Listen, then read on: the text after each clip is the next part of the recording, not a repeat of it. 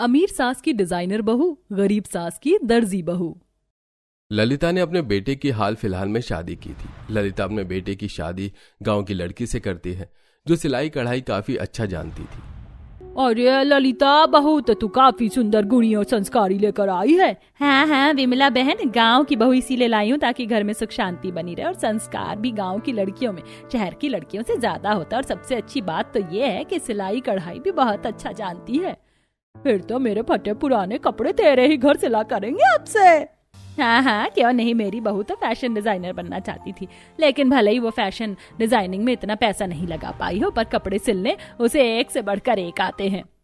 ललिता और विमला को बात करता हुआ सुन पास खड़ी उर्मिला तुरंत जवाब देती है। अरे विमला, जरा इससे पूछ तो फैशन डिजाइनर का मतलब भी जानती है। अरे गरीबों का कपड़ा सिलना मतलब दर्जी, और ये अपनी बहू को फैशन डिजाइनर कह रही है। और सच में उर्मिला बहन, ललिता बहन की बहू को मैंने खुद देखा, एक से बढ़कर एक कपड़े सिलती है। रहने दे, मेरी बहू आएगी तब देखना, बड़ी आई बहू की तारीफ करने वाली। उर्मिला और ललिता रिश्ते में देवरानी जेठानी थी। उनके बीच अक्सर मनमुटाव बना रहता था। जहां उर्मिला अमीर थी, वहीं बेचारी ललिता गरीब। दोनों के विचार भी काफी अलग थे। ना जाने अपने आप को क्या समझती है, लगता है अपनी हैसियत भूलती जा रही है। चलिए मेरी बराबरी करने अपनी दर्जी बहू को फैशन डिजाइनर बता रही है। अरे क्या बात हो गई, कौन अपनी हैसियत भूल गया है? तुम्हारे छोटे भाई की बीवी अपनी हैसियत भूलते जा रही है। अरे गांव से बहू ब्याह कर लाई है और कह रही है फैशन डिजाइनर, जैसे कपड़े सिलती है। अरे तो क्या हो गया, अपनी बहू की तारीफ ही तो कर रही है। मुझे तो आज तक समझ नहीं आया कि किस बात की नोक-झोंक होती रहती है तुम दोनों के बीच। हाँ हाँ सारी गलती तो मेरी है, आप तो रहने दीजिए। अब तक आपने दिलीप के रिश्ते के बारे में कुछ नहीं बताया। अरे जिससे हमने दिलीप का रिश्ता लगाया था उन्हें हमारा बेटा पसंद आ गया है, और संजोग तो देखो, तुम्हारी बहू भी फैशन डिजाइनर है। तुम्हारी बहू भी से क्या मतलब है? मेरी ही बहू पूरे मोहल्ले में अकेली फैशन डिजाइनर होगी। इस रिश्ते को जितनी जल्दी तय कर सको तय करो। उर्मिला के बेटे दिलीप का रिश्ता भी एक अच्छे घर में तय हो जाता है। लड़की फैशन डिजाइनिंग कर चुकी थी और इसी फील्ड में काम भी कर रही थी। अब उर्मिला के बेटे दिलीप की शादी भी तय तारीख पर कर दी जाती है। देख रही है ना विमला, मेरी बहू फैशन डिजाइनर और फैशन डिजाइनिंग करने के लिए पैसा चाहिए। क्या बात कर रही है उर्मिला, तू तो ललिता की बहू से भी 10 कदम आगे की बहू ढूंढ लाई। ललिता की बहू रीना घर का सारा काम करके अपना आधे से ज्यादा समय सिलाई कढ़ाई और बारीकी से एक कागज पर डिजाइन बनाकर उस पर काम करने में लगी रहती है। अरे वाह बहू, तू तो चित्रकारी भी काफी अच्छा कर लेती है। हाँ माँ जी, तभी तो मैं इसे सिलकर तैयार कर पाऊंगी बारीकी से। सचमुच बहू, क्या हुनर पाया है तूने। समय बीत रहा था। रीना अब आस पड़ोस के लोगों के भी कपड़े सिलने लगी थी और कम दामों में वो एक से बढ़कर एक designing dress, sari, gown, frock suit, blouse, palazzo सब कुछ तैयार कर लेती थी। ललिता बहन, ये एक उम्मीद लेकर आई हूँ आपके पास। आप तो जानती हैं पिंकी की शादी तय की है, लेकिन इसका बाप है कि ऐसी मुसीबत में घड़ी में भी साथ नहीं दे रहा, बस पी कर पड़ा रहता है घर में। बताओ बहन, क्या बात है? जो मुझसे हो सकेगा मैं जरूर करूंगी। भाभी, मैं यहाँ इसलिए आई हूँ ताकि आप मेरी मदद कर सको। आप मेरे लिए एक ऐसा लहंगा तैयार कर दीजिए जिसे मैं शादी में पहन सकूं। हाँ बेटा, हमारे पास इतने पैसे नहीं है कि हम महंगा ड्रेस खरीद सके। फिर मुझे याद आया कि तुम इतना अच्छा सिलाई कढ़ाई करती हो, तो मेरी बेटी के लिए एक लहंगा तो बना ही दोगी। क्यों नहीं, बस आप मुझे लहंगा तैयार के लिए धागा, मोती, कपड़े, अस्तर, जो भी सामान लगता है वो लाकर दे दीजिएगा। मैं इसी से डिजाइन में खूबसूरत लहंगा तैयार कर दूंगी। बहुत बहुत शुक्रिया बेटा। पिंकी भी अब रीना को लहंगा बनाने के लिए सारा सामान लाकर दे देती है। रीना भी मन लगाकर अब पिंकी की शादी का लहंगा तैयार करती है। भाभी, मेरा लहंगा तैयार हो गया क्या? हाँ हाँ बिल्कुल, ये रहा तुम्हारा लहंगा, देखो और बताओ कैसा लग रहा है। पिंकी जब उस लहंगे को देखती है तो वो हैरान रह जाती है। लहंगा बिल्कुल ऐसा लग रहा था जैसे किसी महंगे दुकान से खरीदा गया हो। सचमुच भाभी, आपने इतना सुंदर लहंगा तैयार किया कि मुझे विश्वास ही नहीं हो रहा कि ये लहंगा आपने अपने हाथों से तैयार किया है। तभी रीना पास रखी एक खूबसूरत सी साड़ी दिखाते हुए पिंकी से पूछती है, और ये साड़ी कैसी लग रही? ये मैंने माँ जी के लिए तैयार की है ताकि वह आपकी शादी में इसे पहन सके, लेकिन अभी तक उन्होंने बताया ही नहीं। पिंकी की शादी वाले दिन ललिता अपने परिवार वालों के साथ शादी में शामिल होने आई थी। वहीं उर्मिला भी शादी में पहुंचती है। और ये बाप रे ललिता, लग रहा है तूने सारा पैसा लगाकर ये महंगी साड़ी खरीदी है। अरे नहीं नहीं, कैसी बातें करिए, ये साड़ी तो मेरी बहू ने बनाया, पूरे 15 दिन हो गए। जो पिंकी ने लहंगा पहना है वो भी मेरी बहू ने ही बनाया है। और ये तेरी बहू तो सचमुच कलाकार निकली, कितना सुंदर लहंगा तैयार किया, और इस साड़ी पर से तो मेरी नजर ही नहीं हट रही। विमला और ललिता की बातें पास खड़ी उर्मिला सुन रही होती है। तभी वो विमला के पास आती है और अपनी साड़ी दिखाते हुए कहती है, अरे वो सब छोड़ विमला, ये देख मेरी बहू ने अपने हाथ से ये साड़ी तैयार की, बता कैसी है। बहुत ज्यादा प्यारी लग रही है, तुम दोनों की बहुएं तो वाकई कलाकार हैं। तुम दोनों की नहीं, सिर्फ मेरी बहू फैशन डिजाइनर है, बाकी तू तो जानती ही है, लोग छोटे मोटे सिलाई सेंटर से सिलाई सीख कर खुद को फैशन डिजाइनर बताते हैं। ललिता उर्मिला से लड़ना नहीं चाहती थी, इसलिए वो अपनी बहू को लेकर वहां से चली जाती है। अब उर्मिला घर आती है। अरे क्या बात है, इतना मुंह क्यों बना रखा है तुमने? ललिता की बहू ने उसे इतनी सुंदर साड़ी बनाकर दी है कि बस उसे देखते रह जाएं। लेकिन ये साड़ी जो मैं 10,000 की खरीद कर लाई हूँ, लोगों को ये कहती फिर रही हूँ कि मेरी डिजाइनर बहू ने बनाकर दिया है। अरे कब देगी वो मुझे साड़ी बनाकर? ललिता की बहू की तरह दोनों सास बहू के बीच में कितना प्यार है, और एक मेरी बहू है जिसे मेरी पड़ी ही नहीं है। तुम तो जानती हो तुम्हारी बहू फैशन डिजाइनर है, उसके पास बहुत काम होता है, महंगे महंगे कपड़े डिजाइन करने होते हैं, तो उसे समय नहीं मिल पाता होगा। अच्छा तो ऐसी बात है, फिर ठीक है। उर्मिला उस वक्त कुछ नहीं कहती। अब देर शाम जब प्रियंका घर आती है तो उर्मिला प्रियंका से कहती है, बहू तुझे इतना अच्छा ड्रेस डिजाइन करना आता है, ब्लाउज लहंगा गाउन सब कुछ तू तैयार करती है, एक अच्छी सी साड़ी मेरे लिए तैयार कर दी होती। हाँ क्यों नहीं, थोड़ा समय मिल जाने दो, मैं आपके लिए एक अच्छी सी साड़ी तैयार करूंगी, उससे पहले अच्छे से डिजाइन करूंगी, उसके बाद उस पर काम करूंगी। ये हुई ना बात। ऐसे ही समय बीतता है। एक रोज उर्मिला की बहू प्रियंका शॉपिंग पर गई होती है। तभी उर्मिला अपनी बहू के कमरे में पहुंचती है, जहां उसे डमी में एक साड़ी लपेटे हुए दिखाई देती है। मेरी बहू ने मेरे लिए शायद साड़ी तैयार की, मैं काफी समय से इस साड़ी पर उसे काम करता हुआ देख रही थी, मुझे लगा किसी क्लाइंट का होगा, लेकिन ये तो मेरे लिए है। उर्मिला उस साड़ी को छूकर देख ही रही होती है कि तभी वहां प्रियंका आ जाती है। आपने किससे पूछकर इस महंगी साड़ी में हाथ लगाया? आपको पता भी है ये जिस क्लाइंट का है उसने इसे बनवाने के लिए पूरे 4 लाख रुपए दिए। तो क्या ये मेरा नहीं है? मुझे लगा ये साड़ी तू मेरे लिए तैयार कर रही है। एक तो आप मेरा बना बनाया करियर बर्बाद करना चाहती हो, ऊपर से अगर इस साड़ी में थोड़ी भी प्रॉब्लम आई तो मुझे कंपनी को फाइन देना होगा, दूर हटो आप। उर्मिला को उसकी बहू का व्यवहार जरा भी अच्छा नहीं लगता। और तो और उर्मिला की बहू इतनी जोर जोर से चिल्ला रही थी कि उनकी बातें ललिता और रीना तक सुन लेती हैं। क्या जरूरत थी जेठानी जी को भी शहरी बहू लाने की, अब कर रही है ना बेइज्जत। उर्मिला उस दिन के बाद से अपनी बहू को कुछ नहीं कहती, बल्कि उसे इस बात का एहसास हो रहा था कि उसकी अमीर बहू उसकी क्यों इज्जत नहीं कर रही। क्या जरूरत है तुम्हें भी अपनी फैशन डिजाइनर बहू के हाथों के कपड़े पहनने की? अरे तुम एक से एक कपड़े खरीद सकती हो, उर्मिला उदास क्यों होती हो? उर्मिला खरीदे हुए कपड़ों को अपनी बहू का बनाया हुआ कपड़ा कहकर अपना मन बहला लिया करती। एक रोज उर्मिला के घर ललिता और रीना आते हैं। क्या बात है आज तुम दोनों के एक साथ मेरे दरवाजे पर? बड़ी माँ, ये साड़ी मैंने आपके लिए अपने हाथों से तैयार करके लाई थी, इसे बनाने में मुझे 10 दिन लगे, आप मना मत करना। बहू ने आपके लिए और मेरे लिए दोनों के लिए साड़ी तैयार की थी, तो मैं बस आपको वही देने आई थी।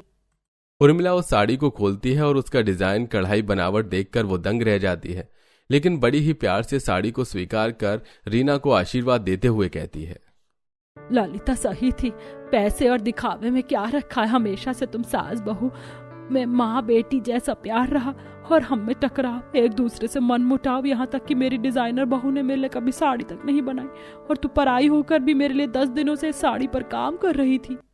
उर्मिला को एहसास हो चुका था कि सब कुछ पैसों में ही नहीं है, बल्कि मान सम्मान और संस्कार भी जरूरी होता है। नदी किनारे गंवार का घूंघट, मॉडर्न बहू का खुले में कपड़े धोना।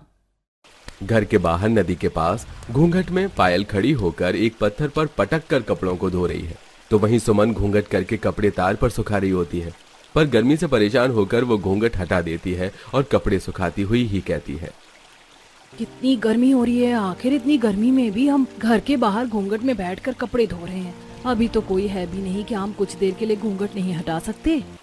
पायल कपड़े धोते हुए ही अपनी देवरानी को समझाती है, हमारे ससुराल में घूंघट का ही रिवाज है, करना तो पड़ेगा ही, मगर माँ जी ने आकर देख लिया तो बहुत सुनाएंगी तुम्हें। पायल सुमन को समझा ही रही होती है कि तभी आशा हाथों में सब्जियां और कुछ राशन का सामान लिए वहां आती है और अपनी छोटी बहू को बिना घूंघट में देख सुनाना शुरू कर देती है। सुमन बहू, बड़ी बहू को यहाँ आए 5 साल हो गए, पर आज तक उसने घूंघट नहीं हटाया और तुम बिना घूंघट के कपड़े सुखा रही हो।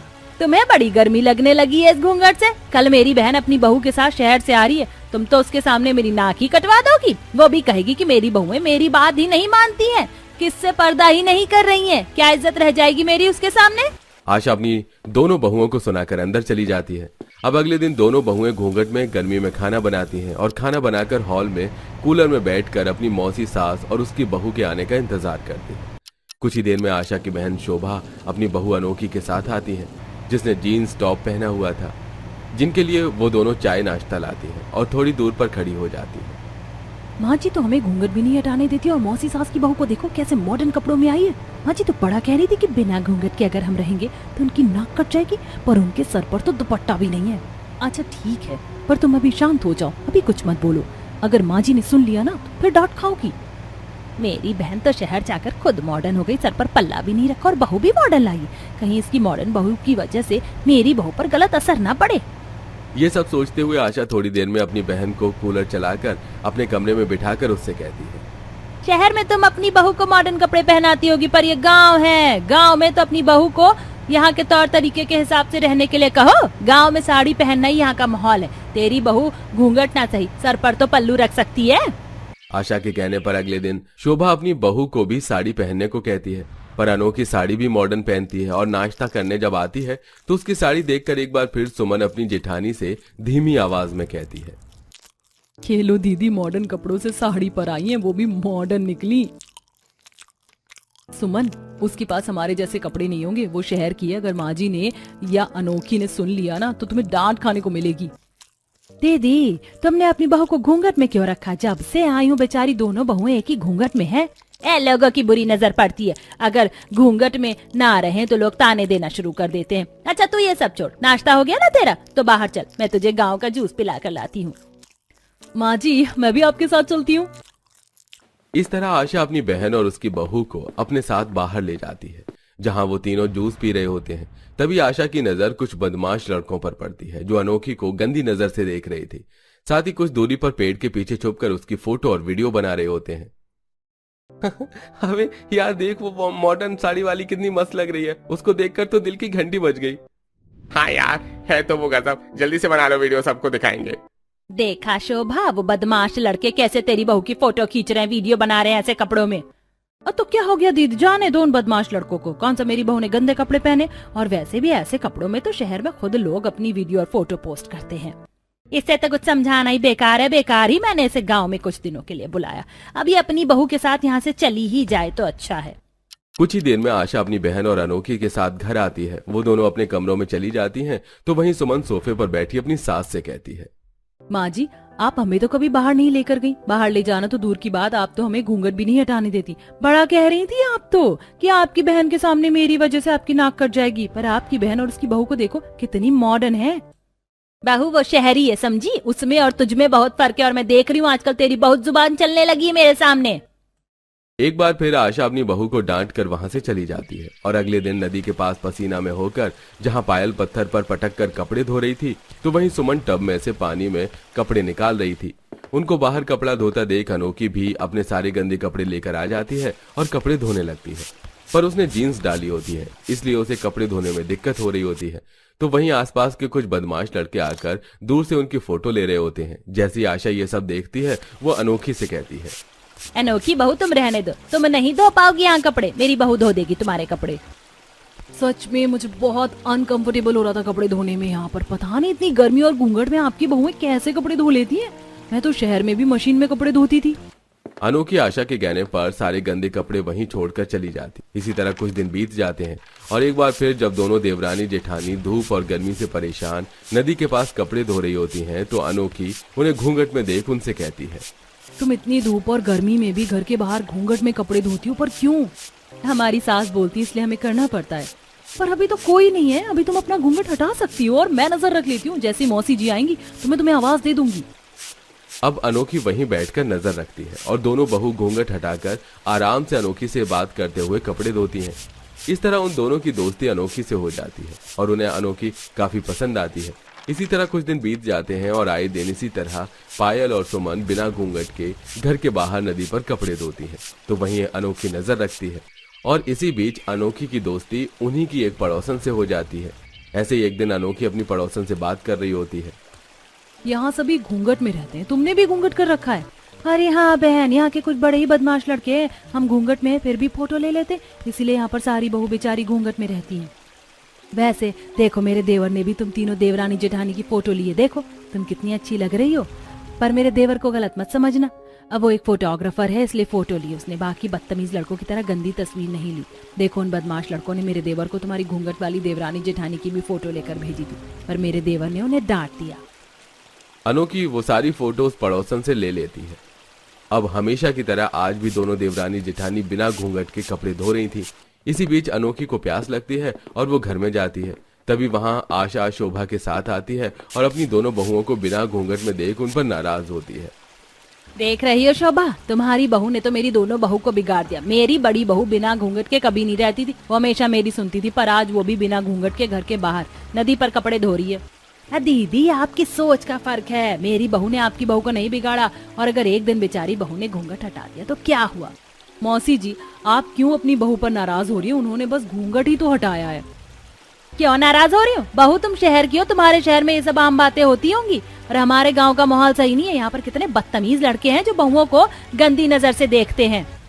माफ करना मौसी जी, पर जिनकी नजरें गंदी होती हैं वो घूंघट वाली औरतों को भी देखते हैं। ये देखिए ये तस्वीर, जब आपकी बहुएं घूंघट में थी, पर फिर भी गांव के कुछ बदतमीज लड़कों ने उनकी फोटो ली जब वो घूंघट में कपड़े धो रही थी। इंसान घूंघट में हो या बिना घूंघट के, जो बदतमीज इंसान होते वो किसी को नहीं छोड़ते। ये कहकर अनोखी आशा को फोन में सारी फोटो दिखाती हैं, जिन्हें देख वो हैरान हो जाती है। दीदी आपको अपनी सोच बदलनी होगी, ऐसे आप सिर्फ अपनी बहुओं को परेशान कर रही है, ना कि उन्हें बचा रही हैं। अपनी बहू की घूंघट में भी फोटो देख और अपनी बहन शोभा की बातें सुन आशा को समझ आता है कि सारा खेल सोच का होता है।